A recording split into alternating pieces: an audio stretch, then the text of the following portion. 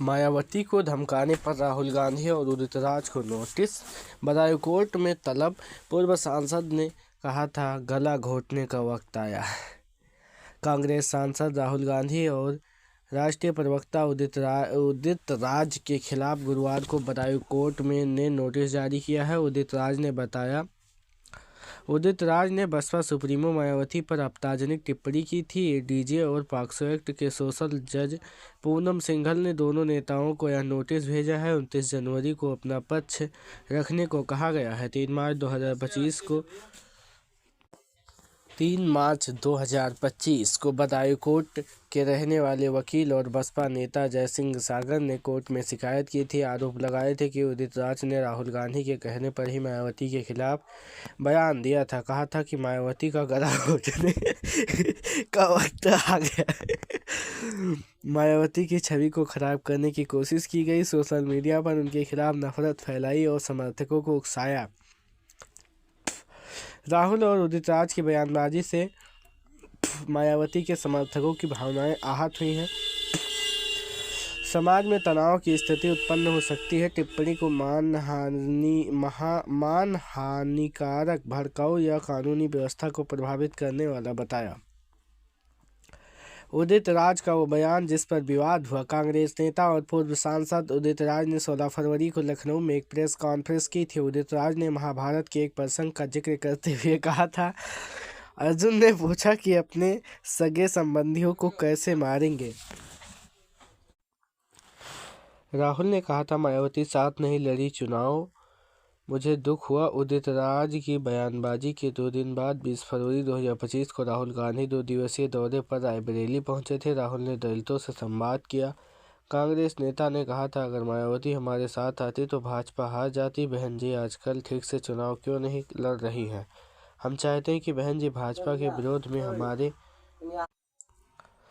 मायावती ने उदित राज को दिया था जवाब। बसपा सुप्रीमो मायावती ने उदित राज का नाम लिए बगैर उन पर पलटवार किया था। कहा था कुछ दलबदलू, असरवादी व स्वार्थी दलित लोग अपनी आकांक्षाओं को खुश करने के लिए जो अनर्गल बयानबाजी आदि करते हैं, उनसे भी बहुजन समाज को सावधान रहने व उन्हें गंभीरता से नहीं लेने की जरूरत है, क्योंकि वे सामाजिक परिवर्तन व आर्थिक मुक्ति मोमेंटम से अनभिज्ञ व अपरिचित हैं।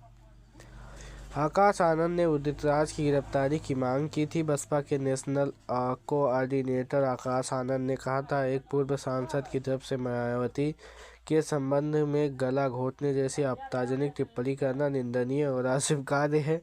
मैं इसकी घोर निंदा करता हूं। कांशीराम के कुछ पुराने सहयोगी और कभी भाजपा और कभी कांग्रेसी चमचे उदित राज ने अम्बेडकर के मिशन पर लंबा चौड़ा ज्ञान दिया है, जबकि उदित राज अपने स्वार्थ के लिए दूसरे दलों में मौका तलाशने के लिए कुख्यात है।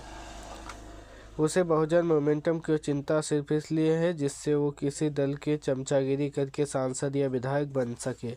इसका बहुजन समाज के उत्थान से कोई लेना देना नहीं है। आकाश आनंद ने लिखा, मैं बहुजन मिशन का युवा सिपाही हूँ, लेकिन बाबा साहब कांशीराम के मिशन को इससे ज़्यादा समझता हूँ। आकाश आनंद ने यूपी पुलिस से 24 घंटे के अंदर उदित राज को गिरफ्तारी करने की मांग की थी।